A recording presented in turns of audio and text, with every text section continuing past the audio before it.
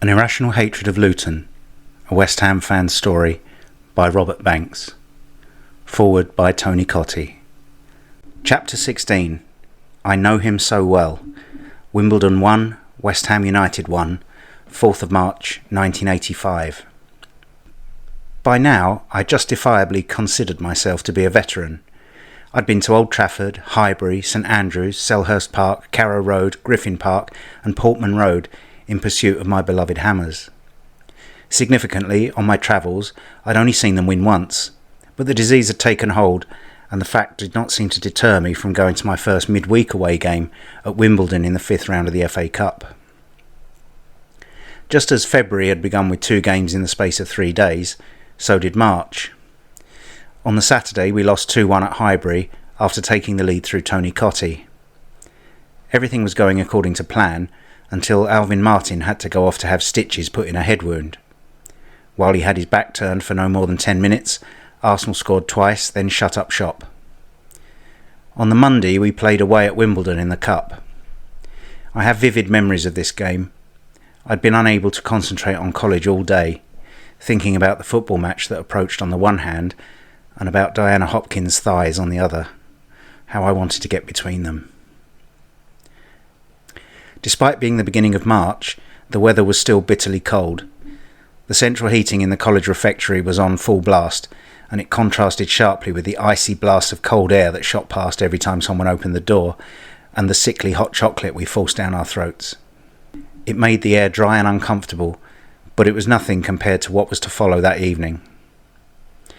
I went with Close and Woolley. Wimbledon's ground was a complete pit. We had to scamper up a mud bank to get onto the terrace, and the whole place appeared to be falling apart. Even the tickets appeared to have been produced on an amateur printing kit.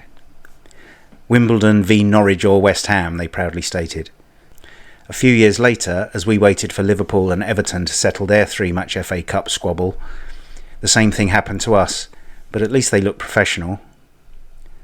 The teams Wimbledon were producing at the time were inconsistent and relied heavily on the infamous long ball tactics employed by manager Dave Bassett. They dodged between 4th, 3rd and 2nd divisions ever since election to the league in 1977. It was built up as a contest of contrasting styles, the academy against the crazy gang. On paper, any result other than a huge win for West Ham would have been unthinkable. The game kicked off and we never really looked to be in any trouble. Alan Devonshire made a welcome, if brief, comeback, which lasted a whole 2 games.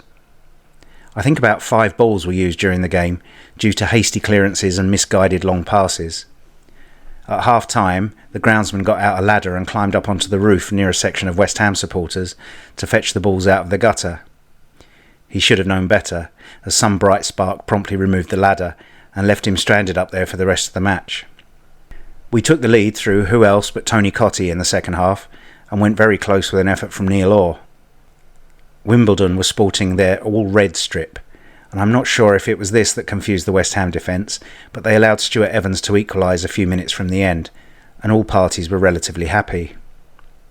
Despite losing to Manchester City in the Milk Cup, we all felt that a replay against Wimbledon would not present a problem.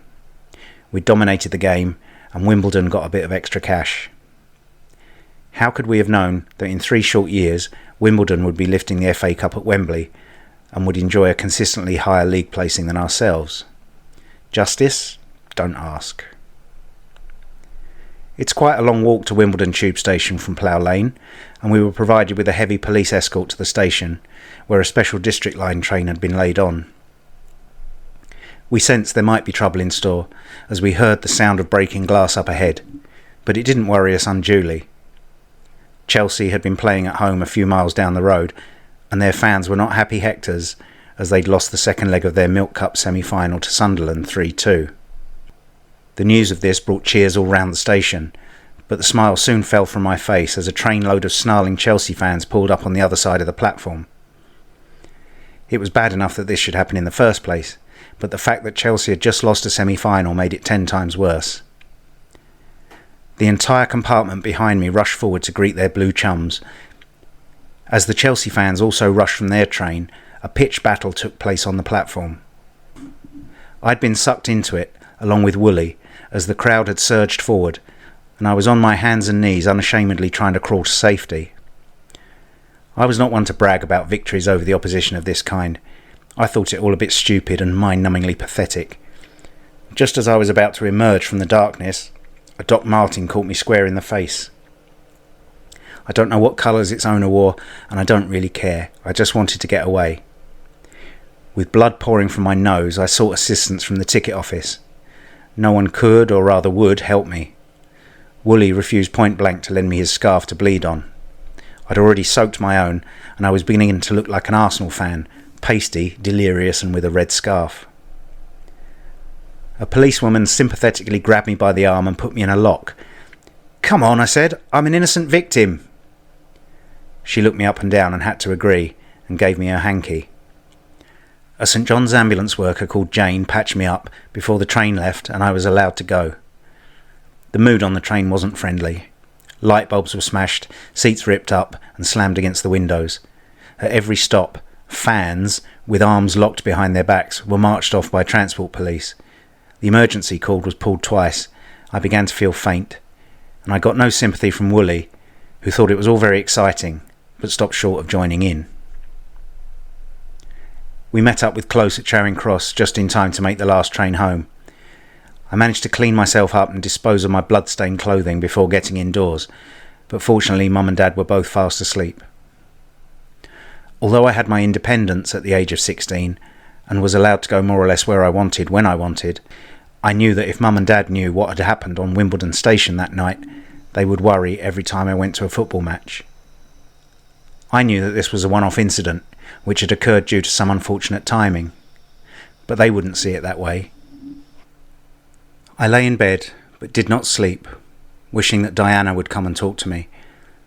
2 obsessions in one young life was just not healthy, and the joke I'd heard at school a few years earlier came to mind.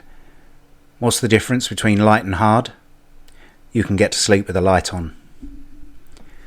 This was 1985. In 1985, cup replays took place within a few days, and not 10 days later if you were lucky, by which time the first game had been forgotten. The Wimbledon replay took place on the following Wednesday, a game every other day since the Saturday, and Manchester United awaiting the winners just 3 days later. And you thought they played too much football today? Admittedly, the main reason for the pile-up was the bad weather, but even so, it was a farcical situation. On the Wednesday night, we brushed Wimbledon aside as though they weren't there. Devonshire was playing again, and a Cotty hat-trick, together with goals from Dickens and Paul Allen, secured a 5-1 win and a trip to Old Trafford in the quarter-finals. I couldn't go. I had flu. Unfortunately for West Ham, so had most of the team. A highly depleted squad took the trip up north, and by all accounts put on a superb show. The previous game at Old Trafford had produced 6 goals and a 5-1 defeat. This game also produced 6 goals, but this time ended in a 4-2 defeat, and the score doesn't give the full story. Pikey had to come off after 26 minutes, replaced by Paul Hilton. Mark Hughes scored, and it looked as though the roof would cave in, but hard work saw us pull level when Allen crossed from the right and Graham Hogg deflected the ball into his own net. Norman Whiteside put United 2-1 up before half-time and added a third, and another mauling looked on the cards. West Ham looked like a team suffering from flu. Then Paul Allen pulled one back with 5 minutes to go, and suddenly we were in with a shout. But in the last minute, Whiteside completed his hat-trick, and United went on to win the trophy, beating Everton in the final. As with all these perverse footballing situations, we had to play United again 6 days later in the league match at Upton Park. The game was played on a Friday night because the BBC were keen to have us, but not so keen that they couldn't shift Wogan to allow the whole game to be shown live. 75 minutes were shown, during which we managed to salvage a little bit of pride, leading twice before drawing 2-2. I was ill. Not just flu, but headaches and nausea too. I told myself it had nothing to do with the kick in the face I'd received at Wimbledon, and that I was just lovesick and desperately disappointed about West Ham's poor season. This had caused me to reach an all-time low. The flu had knocked me sideways. My brain accepted the fact, and allowed me to recover in time to go on a trip away for a few days with the college to survey Dartford Heath. The place we stayed was like a cross between a 5-star hotel and a borstal. The facilities were fantastic, but we weren't allowed to use any of them. Dartford Heath was more like Exmoor, cold, wet and inhospitable. We made up most of our figures. I sharpened up my table tennis and we watched Gary Lineker score his first goal for England against the Republic of Ireland on TV. We ventured down to the local pub, but were thrown out for looking underage and nicking the biker's favourite pinball machine. Life at the age of 16 was just so unfair. Chapter 17. 19. Sheffield Wednesday 2, West Ham United 1, 11th of May, 1985. When I first met Zoe, she was 19. As Diana's younger sister, it would have suited all parties if I'd fancied Zoe instead. I was still 16 and feeling hornier than ever. Working every day with Diana increased my frustration even further, as she told me what she'd like to do to me, and jealously protected me from the advances of the other women within the office. I was her plaything, the original toy boy. The company I worked for were the oldest company of surveyors in the area, having been established in 1760. To celebrate their 225th anniversary, they held a big bash at a local golf club, and that's when Diana introduced me to Zoe. By now I was learning and knew a little more about chatting up rather than just plain conversation. Flatter them, talk to them, don't mention yourself unless they ask. Above all, be charming and never mention football. The evening was a great success and was the first time I thought I really ought to buckle down and get some qualifications if I was going to be a chartered surveyor. I was coming towards the end of my first year at college and decided that, as soon as the cup final was over, I would concentrate on my exams. I didn't leave myself quite enough time, as I only just scraped through once again, but it was enough and I was content with my career prospects. The job wasn't too difficult, got me out of the office a lot and brought me into contact with people. What's more, I had Saturdays free and had ample time to get to Upton Park for midweek games. Life could not have been better. Well, Diana could have left her husband and moved to Bromley, but you can't have everything. Diana left her husband and moved to Bromley. She came into my office on the day that she'd made up her mind, crept up behind me and covered her eyes with her hands. "Guess who?" she said, as she always did. And I went through the names of every woman in the company before reaching her name, just as I always did. It was a well-rehearsed routine. "I'm leaving Alan," she said matter-of-factly. "I'm sorry," I lied. "I'm not," she said, her eyes sparkling. "I'm renting a flat in Bromley. Come and see it tonight." Life was perfect. After the cup exit, the team continued to hurtle relentlessly towards the relegation zone. Defeat in the last minute at Leicester and a 5-0 walloping at Watford sandwiched a characteristically unexpected win at Nottingham Forest.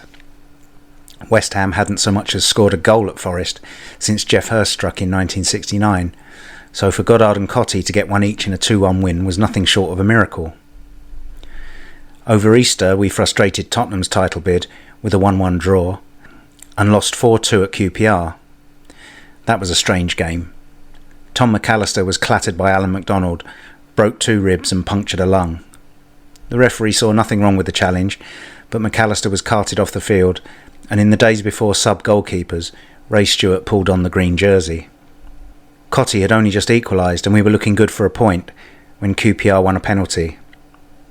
It was ironic that our ace penalty taker should have to face one from the other side. He couldn't stop it and QPR got a 4th to leave the scoreline looking a little flattering. A vital win at Diana's Sunderland followed, loyalties divided but not enough to stop me yearning for a Hammers victory. There's only so much crawling you can do after all.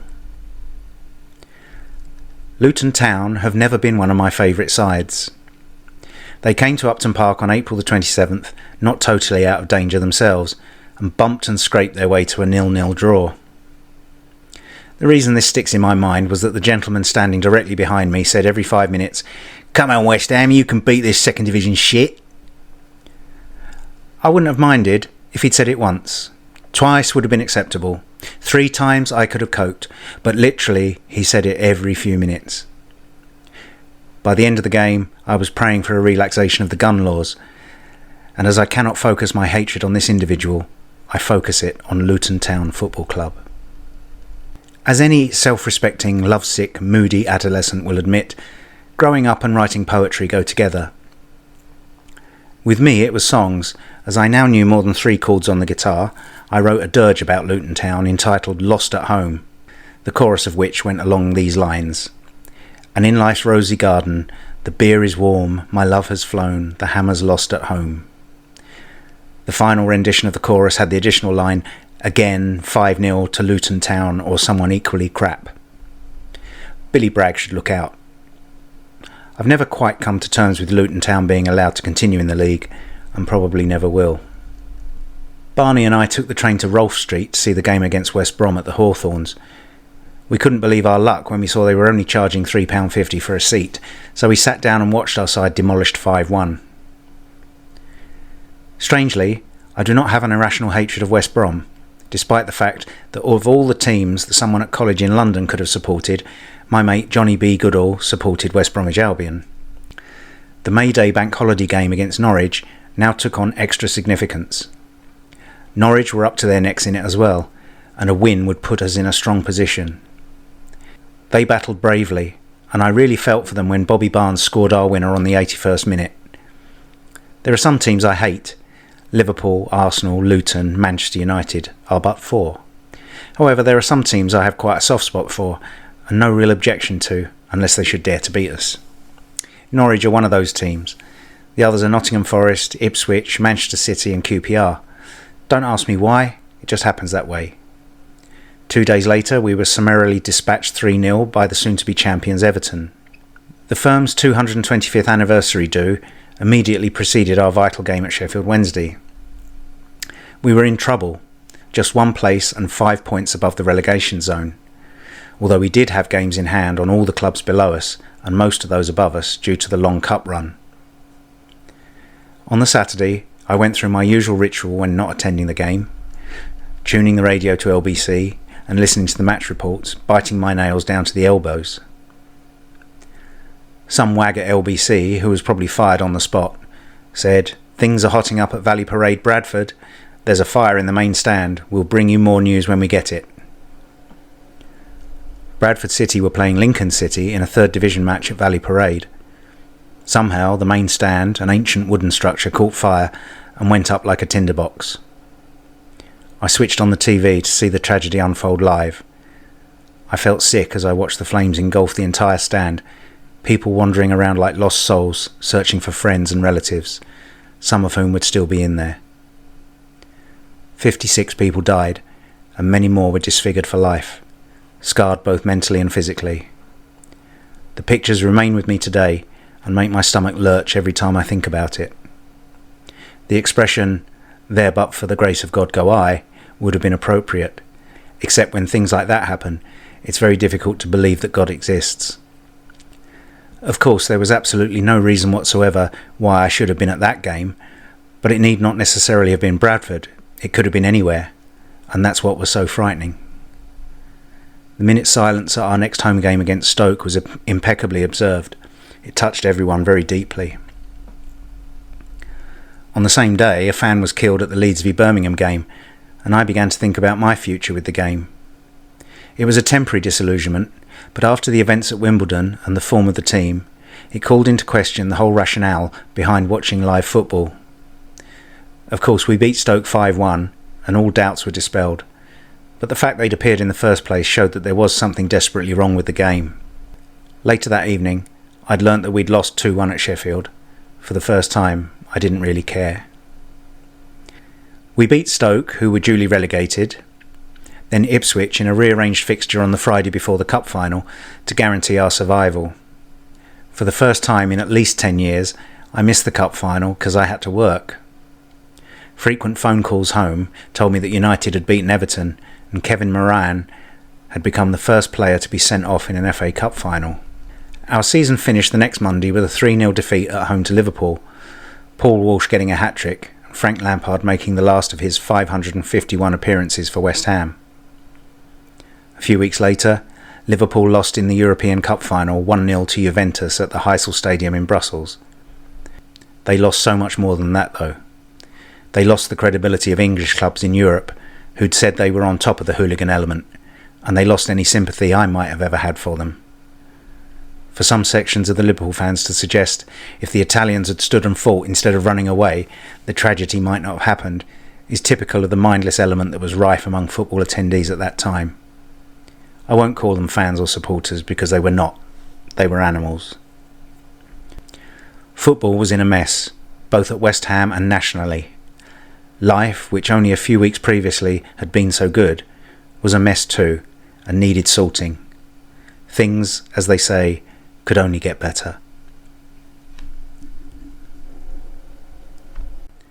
Chapter 18. Into the Groove. Birmingham City 1, West Ham United 0. 17th of August, 1985. Have you ever wanted something so badly, so mind-crunchingly desperately, that you would gladly sacrifice everything you own to achieve it?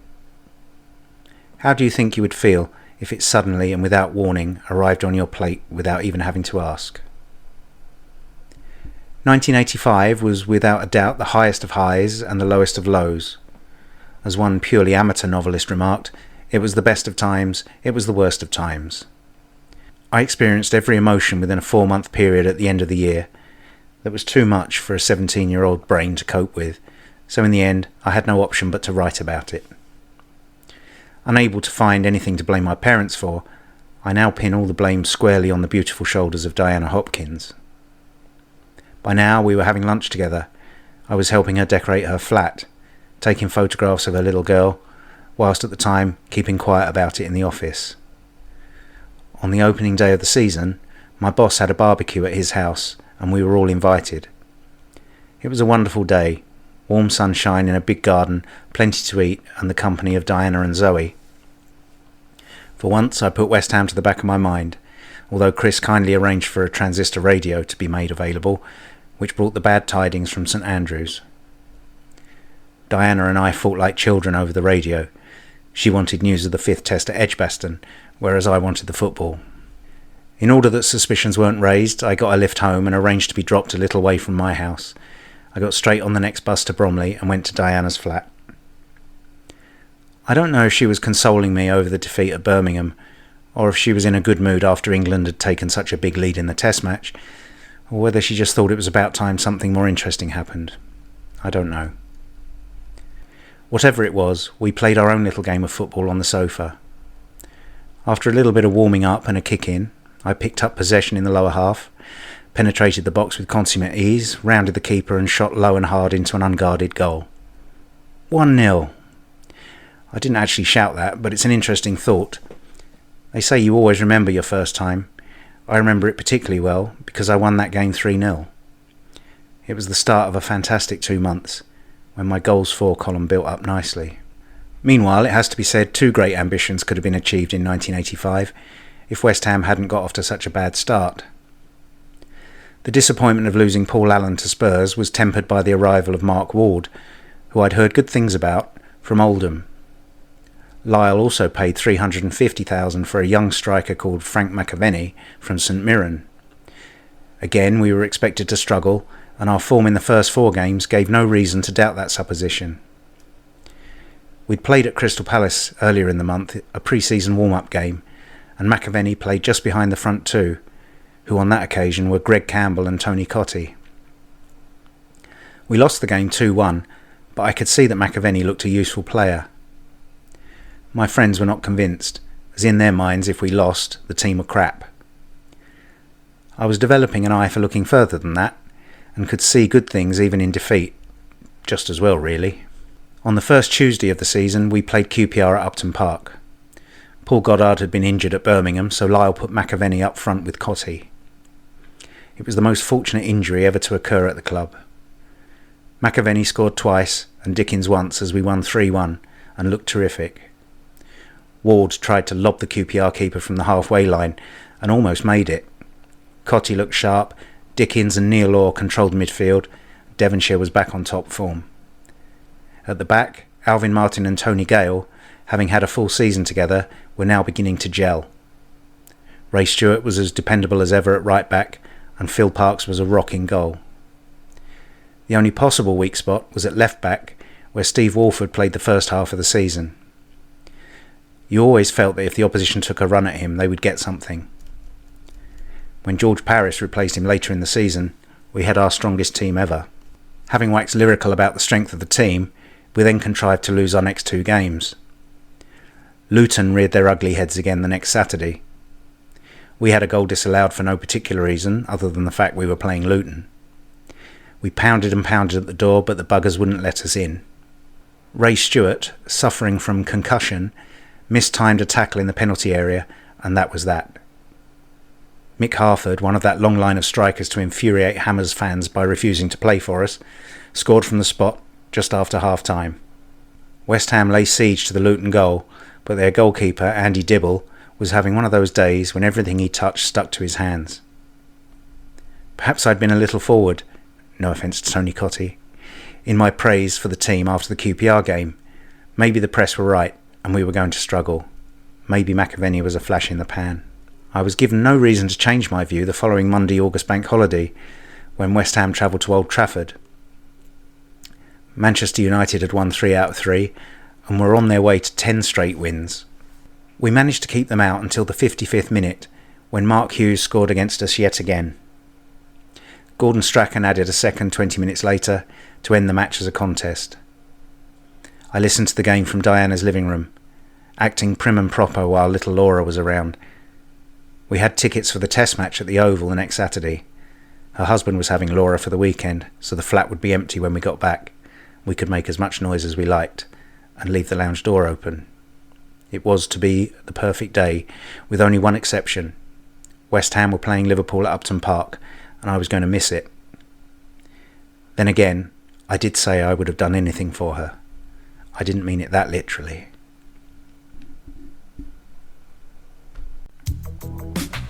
Chapter 19. I Got You, Babe. West Ham United 2, Liverpool 2, 31st of August 1985. It all began innocently enough. I bought 2 tickets for the Saturday of the Oval Test match before the fixture list had been published, then realised to my horror that we were at home to Liverpool. Still, it was a chance to be alone with Diana and forget about the pressures of teenagehood for a little while. I took my transistor radio though, just to be on the safe side. Diana was taking her daughter away on holiday for a week the next day, so it was also a last chance to see her before she went away. These were the excuses I used to satisfy my brain I was doing the right thing. The day started well. Brilliant sunshine, exquisite company and excellent cricket. England forcing Australia to follow on, a rarity in itself. At about 2 o'clock the rain came, and sensing that it might take a little while to clear, I suggested to Diana that we jump on the tube and go to Upton Park to watch the game. The way the rain was coming down, we could have been back in time for play to resume, and there would be an extension to 7 o'clock. It would be a perfect day. Diana wasn't keen on the idea, feeling confident that play would resume before 3:30, so the idea was shelved. Did I feel any resentment? Maybe just a bit. The most amazing thing to happen at the Oval, apart from England forcing the follow-on, was the emergence of the peanut seller.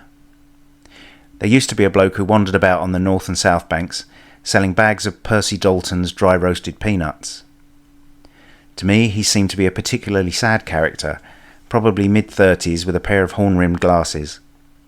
I often wondered if this was his only job, or whether he did a 9 to 5 as well. I never had the front to ask him.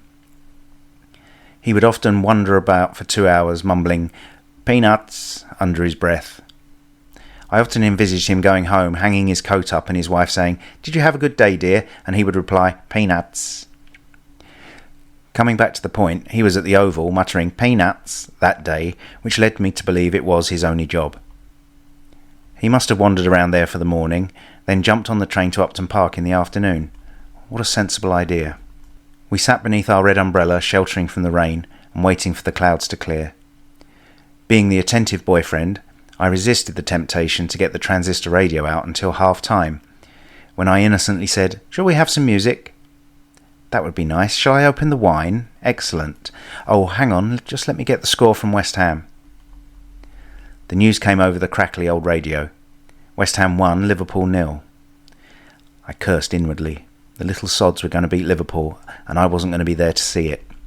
Why? Because I'm sitting under a brolly in Kennington watching the rain come down. Frequently switching to LBC during the afternoon allowed me to find out that we were 2-1 up with 10 minutes to go. Then the batteries ran out.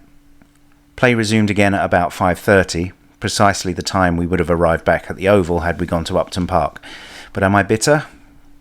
It went on to 7 p.m. and we actually got excellent value and a good day's play. David Gower's team would wrap up the match and the series 3-1 the following Monday. I left the Oval convinced that West Ham had won, that England would win, and that Diana loved me. Well, 1 out of 3 isn't bad. We went straight back to Diana's flat and got down to some serious and majorly heavy-duty sex. With her going away, and my going on holiday the following week, we were going to be apart for a fortnight, and therefore reasoned that we had to cram 14 days' worth into a few hours. It wasn't a problem.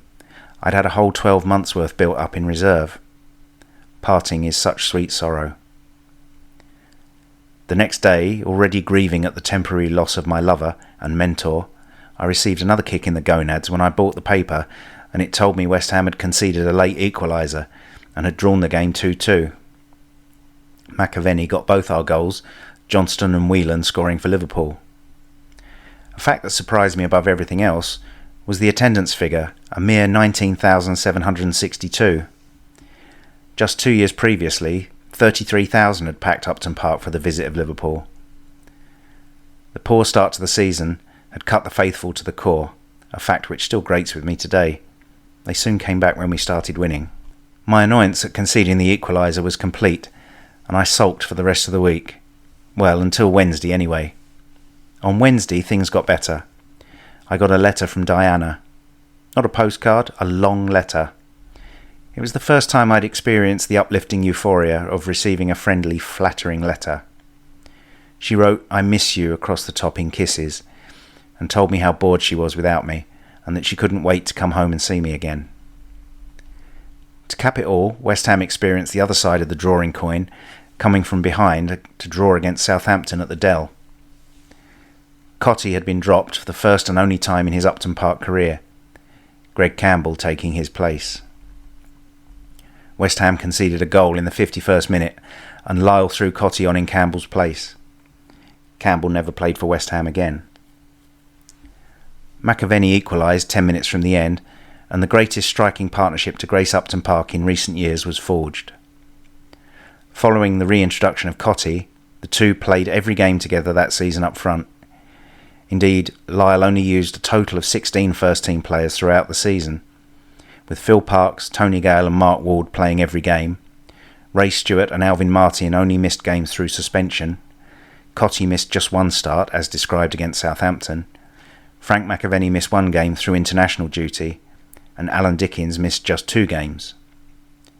That sort of consistency of team selection is vital for any club contemplating success, and it's a level of consistency that's never been reproduced. The following Saturday we were due to play Sheffield Wednesday, who, despite being in second place, had just lost 5-1 at home to Everton on the night we were earning a point at Southampton. I was bundled into the family car and dragged down to Greatstone for a holiday I neither wanted nor cared about. I wanted to stay at home. I wanted to see Diana. There was no overlap period between her coming home and my departure, but there was hope, as I had to travel back up to London on the Monday to enrol at college. I convinced Mum and Dad that it would be best if I stayed over at home and came back down on the Tuesday rather than rush straight back, so naturally I slid straight over to Diana's after enrolment. It was wonderful. She showered me with gifts and forced me to have constant and unrelenting sex with her until 4 a.m, when she calculated she'd better get some sleep or she'd have some explaining to do to Laura. I made a reluctant exit and travelled back down to Greatstone on the Tuesday. West Ham drew again, 2-2 at Sheffield. Surely it was only a matter of time before someone got a complete tanking. An up and down game in that we went ahead, then went behind, then equalised. McAvenny and Cottee got one each, shooting McAvenny to the top of the strikers charts and giving Cottee his first goal of the season. That holiday was the longest week of my life. On the Wednesday, the Wales v Scotland World Cup qualifier was shown live on TV, the game at which Jock Stein suffered his fatal heart attack. England drew 1-1 at Wembley in their qualifier with Romania. The violent times continued. There were riots in Handsworth, Birmingham, and in Southall, West London. Chapter 20. Alice's Restaurant. West Ham United 4, Nottingham Forest 2, 28th of September 1985. Looking back on it now, I can't believe I actually thought it would work. Me, a 17-year-old youth with the experience and social skills of a mollusk, and Diana, a 32-year-old temptress of incredible proportions. The expression heavenly body might have been invented with her in mind. What was she doing with me? All I had in life before I met Diana was West Ham United. It was the only thing that had remained constant through my entire pathetic existence. Pop groups came and went. Even those that changed personnel couldn't go on forever. The club was there forever, and as long as I breathe, it will be all that separates me from an early entry to the funny farm. Some people take their comfort from believing there's a supreme being, a God up in heaven that awaits us all if we lead a good life. Some take their solace in more tangible comforts like food, drink, or at worst drugs. The thing that keeps me going is the thought that one day West Ham United will win the Premiership. It sounds daft, but then so does the idea that Jesus Christ was born to a Virgin Mother, and there are more people believing that than there are waiting for silverware at Upton Park. West Ham's performances in season 85-86 saved me from an early grave, and I'll never be able to repay them for that. While I was being emotionally torn apart, I took great comfort from the fact that we were shooting up the First Division table and looked good for a real challenge on the title. Not one of those challenges that flounders on bone-hard winter pitches or February nights wading around in the mud, but a challenge right to the last game, something we could be proud of, something we would remember forever. At this stage of the season though, September, things were still looking highly dodgy. Despite a draw against Liverpool and having the joint top marksman in the First Division, we still attended every game with a mixture of fear and resignation. It wouldn't be until March and April that we confidently expected to win games. By the time we played Leicester City at Upton Park, we could justifiably have expected 3 points. We had beaten Leicester on their previous 2 visits, and their form to date had suggested this would be no exception to the trend.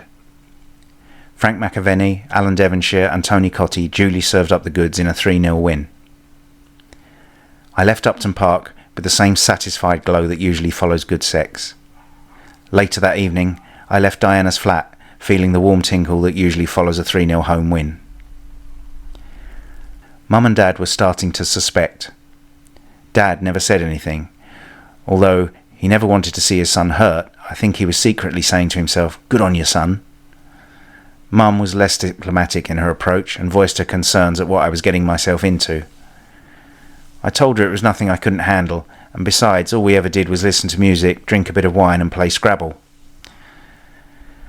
After our 3-0 win at Leicester, Diana fed me, watered me, put Laura to bed and put some crazy music on the tape deck. Alice's Restaurant by Arlo Guthrie. She got me to lay back on the bed and produced a cigarette she said would make me feel great. What did I need cigarettes for?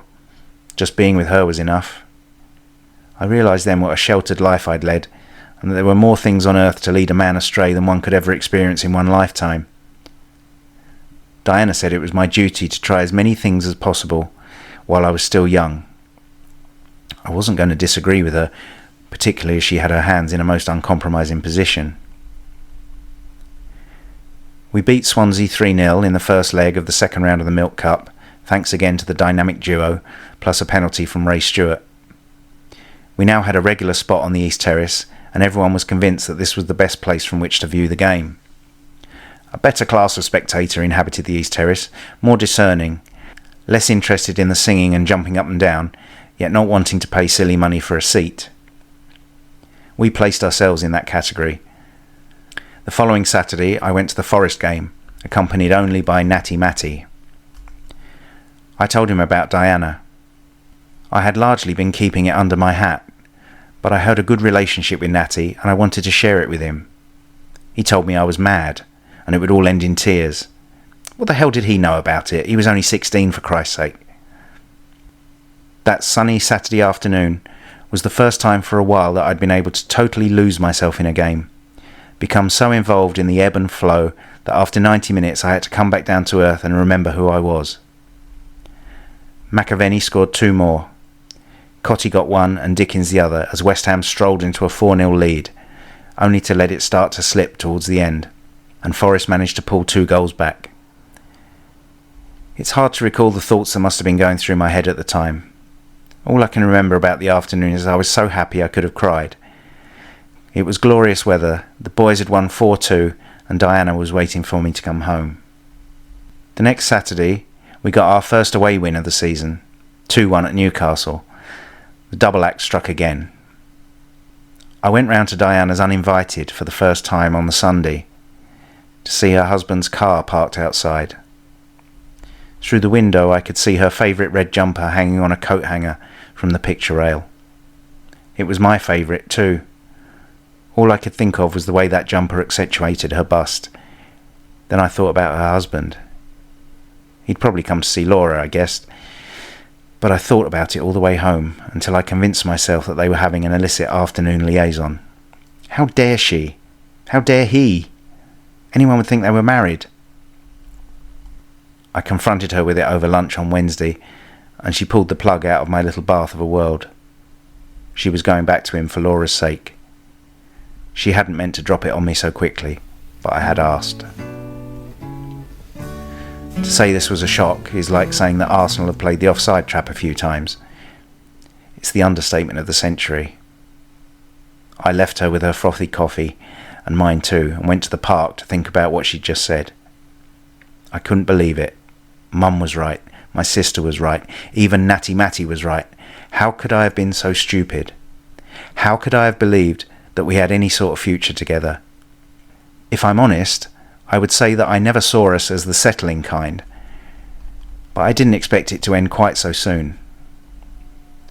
I took the afternoon off sick and took a train to Swansea. It was the first time I'd ever been to a match on my own before, and it was a strange experience.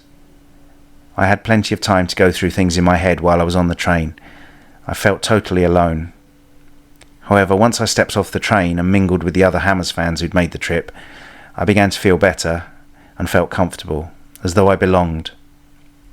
The fact that West Ham won the match 3-2 was immaterial. It helped me to forget just for 90 minutes. I had some explaining to do when I got home. Mum assumed I'd been at that wicked old woman's house again, but when I told her I wouldn't be seeing Diana again, she shut up. Partly this was due to the fact that she was finally happy. Mum had got her own way. It was also partly due to the fact she could see I was genuinely cut up about something for the first time in my life. I'd been too young to mourn lost grandparents. We didn't have a family dog or a cat to fall ill or get squashed by a train to shed a tear for. Even John Lennon's death was a mere flesh wound compared to this. The only time I had ever appeared emotionally unstable in front of my parents was when I had to admit to being the one who'd shoved the teddy bear comics down the toilet. She left me to grieve alone. Usually when a couple split up, they rarely see each other again. I saw Diana every day at work, and it got harder and harder to cope with. She asked me to come round for a chat a few days after she delivered the bombshell, and we had one for the road. Not a good idea. Although we parted on good terms, I've never fully understood what was going through her pretty little mind. I contacted Zoe, and she agreed to meet me, to help me out and talk to me. But not just for a while. We all needed time to sort our lives out. Andy at college took it upon himself to help me out. While supping supremely sticky hot chocolate in the college refectory one Wednesday, talk of life, love and football made it very difficult for us to contemplate staying on an extra hour to attend a lecture on public administration. England were playing Turkey at Wembley. "Why don't we knock PA on the head and go to the game?" Andy said. I didn't feel inclined to disagree. "Fuck it, let's go." The journey from South London to North is remarkably easy, and we were at Wembley in good time for the game. England had won 8-0 against Turkey in Istanbul, and were top of their qualifying group. A win against Turkey and a draw against Northern Ireland in November would see us going to Mexico. Alvin was in the squad that night but didn't get a game. Lineker scored a hat-trick. Brian Robson, not Pop, the crap one who played for Manchester United a few times, and Chris Waddle scored the other goals in a 5-0 win. It's perverse, but we were disappointed with that. Having won 8-0 away, we were expecting double figures. How things change. These days we are grateful for anything against the Turks. Their game has improved at the same rate that ours has declined. A 5-0 victory was still not enough to raise spirits above the horizon. At least one thing remained. West Ham slaughtered Aston Villa 4-1. Who got 2 each? You guessed it. God, I love you, West Ham. Chapter 21. A Good Heart. West Ham United 2, Watford 1. 16th of November 1985. By the time we played Watford at Upton Park on the 16th of November, we were in the middle of an unbeaten league run that had begun with the 2-2 draw against Liverpool on the 31st of August and wouldn't end until Boxing Day, a total of 18 games. After the 3-2 win at Swansea, we had drawn at home to Arsenal 0-0 in an 11:30 kick-off. I always hated morning kick-offs, but welcomed it in this instance, as it meant I was able to see the game, whereas a 3 p.m. start would have prohibited me. Cousin Andy's wedding. I must have been unbearable to live with at that time. I just sulked around feeling sorry for myself. The only time my conversation perked up was if someone mentioned football. We then slammed 4 past Aston Villa and 1 at Portman Road through a cotty strike, before having to make the inevitable cup exit at Old Trafford. It was a measure of the way we'd progressed that we only lost 1-0, but Mark Ward had a goal disallowed. West Ham had been awarded a free kick about 30 yards from goal, when Frank McAvenny had been pulled down. Ward slammed the free kick into the net, but the ref disallowed it, as he said the free kick was indirect. I had always been led to believe that a tripping offence was punishable by a direct free kick, as did everyone else on the pitch except the referee. We even claimed that Gary Bailey, the United keeper, had got a touch to it before going in the net, thus providing the second touch. But the ref was red, and he was adamant. The next game saw us beat champions Everton at Upton Park. Trevor Stephen put Everton in front midway through the second half, but 2 goals from McAvenny turned the match in our favour 10 minutes from the end. There was a wonderful photograph on the back page of the News of the World the next day, Frankie punching the air with delight as he wheeled away after scoring the winner. The photograph expressed so much emotion I had it blown up to A2 size and put on my bedroom wall, to remind me how good life could be. Silly, really. I missed the trip to Oxford because an elderly relative was visiting, and Mum said it would be best if I stayed in to see her, as I might not get another chance. That was the gist of it anyway. As it turned out, it was the last time I saw her. She sensed right away there was something wrong. "What is it?" she asked me. "It's a girl, isn't it?" I looked up, surprised at my great-aunt's intuition. "Don't worry about her," she added. "She's probably not worth it." At the time I just laughed, thinking, "But you don't know her." But they were the truest and wisest words of advice ever offered to me. It's true to say that you never appreciate good advice until you've been through a lot of pain. The next game was against Watford and offered me another signpost in my meandering life. The game was won by goals from Frank McAvenny and Mark Ward, the latter being a free kick which just squirmed its way under Tony Coton's body. We got an excellent view of it from the East Terrace. Worrell Sterling replied for Watford, but it was never going to be enough. There was an interesting letter in the programme from a young Nottingham Forest and Notts County supporter by the name of Christina, who'd been asking for pen pals. I'd had some pen pals since about the age of 8, but they'd all petered out over a period. I remember thinking at the time it was worth dropping her a line, as if nothing else, it would provide me with some interesting mail. I wrote her a letter and told her what it was like being a West Ham fan living in London, and all the other things I thought she might be interested in. I got a lovely letter back from her. Like me, she was 17, just 2 days younger in fact. She was unemployed but used to work at the John Player cigarette factory in Nottingham before being made redundant. Her letter was bright, bubbly, and without a doubt the most exciting thing that had happened for a long time. That will give you an idea of just how boring life was PD, post Diana. Christina said she'd received a number of letters but chose mine because it was long, detailed and witty. Obviously a girl of good taste. She sent me a photo and she was pretty too. It was something to keep looking forward to, a mutual appreciation society. I would write saying how wonderful her last letter was, how neat her handwriting was, how exciting her life must be, how good Nottingham Forest were. She would write back and say exactly the same things, flatter my ego and make me feel wanted again. By writing, I could be someone who I wanted to be, not the person I actually was. Whilst I never told blatant lies in my letters, I could cover up certain things and expand on others. To use a famous phrase, I could be economical with the truth. I kept her letters in a shoebox, and it was full by Christmas. We wrote profusely and always by return, a love affair by post, and one for which you never had to look your best or say you were sorry. You never had to worry about saying the wrong thing, because you always had the chance to write it down and make sure it sounded right. It always meant never getting jealous or uptight. For me, it was the best way to conduct a love affair after my experience with Diana. I could cope with this. Sanity was just around the corner, but not before a quick and violent shock to the system. Chapter 22.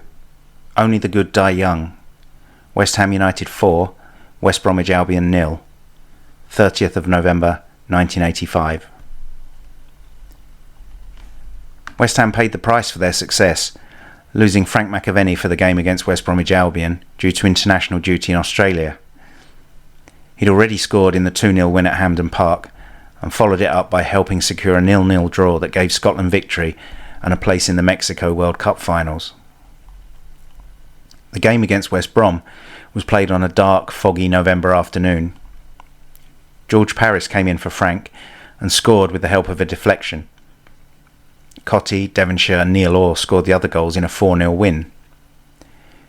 It was about this time that we realised we were actually in with a shout. Unbeaten since the end of August, with 6 successive wins, including 4 away from home, this team was going places. I watched the game from the East Terrace with Barney and Natty Matty. Was I going to the game at QPR next week? You bet your life. Kate, the bubbly secretary, phoned me at home on the Sunday.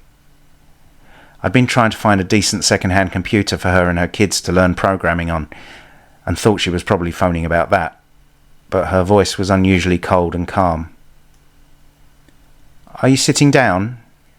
she asked. This wasn't like Kate. All sorts of thoughts ran through my head as I sat down on the stairs and propped the phone under my chin. "You know Zoe, Diana's sister?" Yes, of course I knew Zoe. What a girl. As a younger version of Diana, she couldn't fail to be wonderful. Yes, of course. She's dead.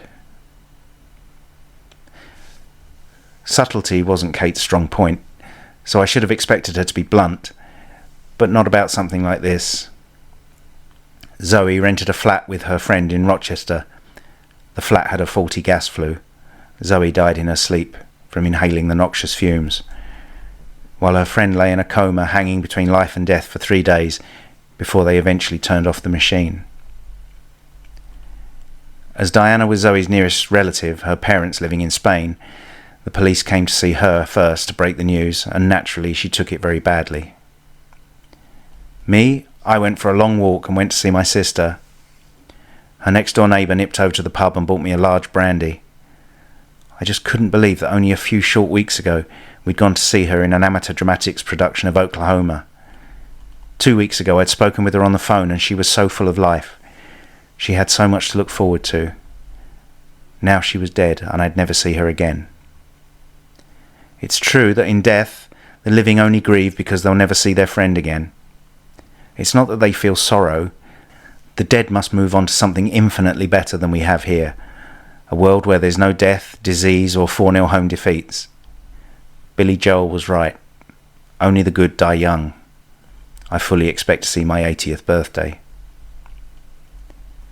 Apart from the loss of Zoe, I was selfishly annoyed that I'd been given the news by Kate, when Diana must have known how I felt about both of them. Looking back now, I know the last thing Diana would have wanted to do was phone her friends, especially me, and tell them. I wanted to go and see her to comfort her. I went that afternoon to find that her husband had beaten me to it. Seemed he'd got his foot in the door, and it was just the thing he needed to allow him to stay. A mixture of bitterness, anger, jealousy, love and hate bubbled under the surface. I rang Dobbo and we went out on the Monday night and got slaughtered. We talked football all night, the upshot of the conversation being that we were in with a good chance of winning the title this season. I told Dobbo he ought to come along more often to witness it, and he agreed to come to Loftus Road for the game against QPR. Christina sent me a letter with a drawing on the back of the envelope, one of QPR's net with half a dozen footballs in it, and one with Sheffield Wednesday's net with a similar number lodged in the back. Unfortunately for Christina, Sheffield Wednesday won 2-1 against Forest, but she was correct about our game.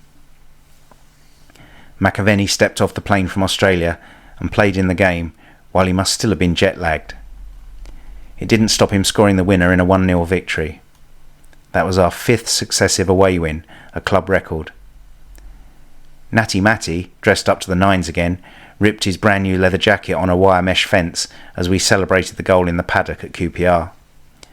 I thought he was stupid for wearing such expensive clothes to a football match, but he had the last laugh when QPR's insurance policy coughed up £200. Now it was getting silly.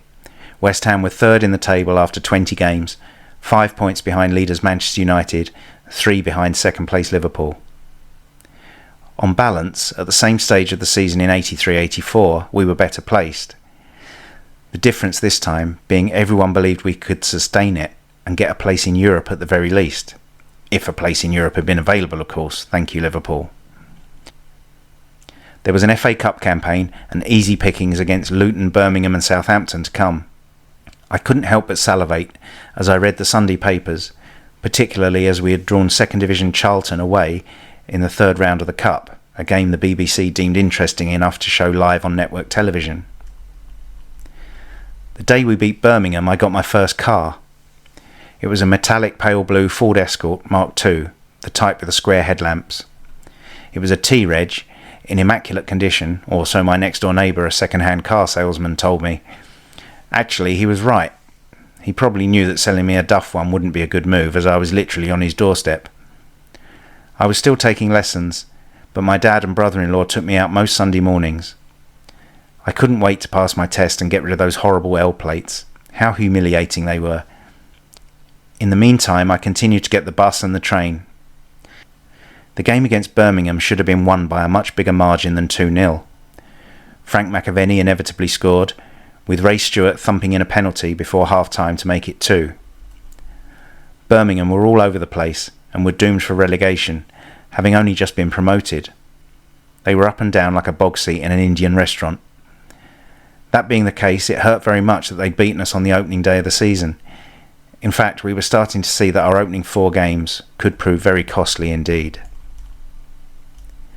Tony Gale was starting to look like a class defender.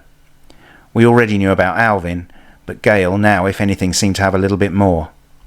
He could pick up the ball on the edge of our own box and send on-rushing attackers the wrong way with just a gentle shimmy. The whole team was functioning well, with the possible exception of Steve Walford, who I've already mentioned, and Neil Orr, who seemed comfortable enough in midfield, but when he dropped to the back into defence, we all held our breath. Neil was a nice bloke, the first player I ever met face to face, and he happily signed an autograph. I didn't tell him that I was always happier when Jeff Pike was in the side, but then I've never been like that. We sold Neil to Hibernian in 1987. A chance for revenge against Luton Town came on December the 21st. I hated Luton so much after they stole the points in August that I wasn't prepared to pay money into their coffers to go and watch the game. It would be just typical if Luton halted our run of away wins, and I didn't want to see it. As it happened, we didn't lose, but could only manage a 0-0, which effectively ended the run anyway. Luton had installed a plastic pitch, and it wasn't like the one at QPR. The pitch at QPR played quite well, and didn't provide an unfair advantage for the home team. Indeed, they lost as many as they won on it. But Luton's pitch was so springy, you only had to fart and the ball went miles. Another good reason to hate Luton. It ended a run of 9 straight wins, but we were still 18 without defeat. The run came to an end when Spurs finally managed to beat us. It was Boxing Day 1985, and we wouldn't win again on Boxing Day until 1990. Our last victory having been against Swansea City in 1982. While we're on statistics like that, we wouldn't win at White Hart Lane again until 1994. Steve Perriman scored for Spurs and we lost 1-0. It hardly seemed to matter though, as we had 2 home games to repair the damage against Southampton and Chelsea. It was these 2 games, along with the poor start, that ruined our championship hopes. Both were postponed due to bad weather. The New Year's Day fixture against Chelsea hit us particularly hard. We got to Upton Park having heard only a rumour at London Bridge, but had it confirmed halfway down Green Street. We were on the best run of results for years. If we'd had the chance to play Chelsea on New Year's Day, we would have won. As it happens, we had to play them mid-April, in the middle of the biggest pile-up of fixtures since, the previous season. There wasn't to be another game at Upton Park until January the 25th, and not another league fixture until February the 2nd. I'm convinced that if West Ham had the foresight to install undersoil heating, we would have won the championship in 1986. Did they learn? Did they do it immediately after seeing the effect it had on the team? What do you think?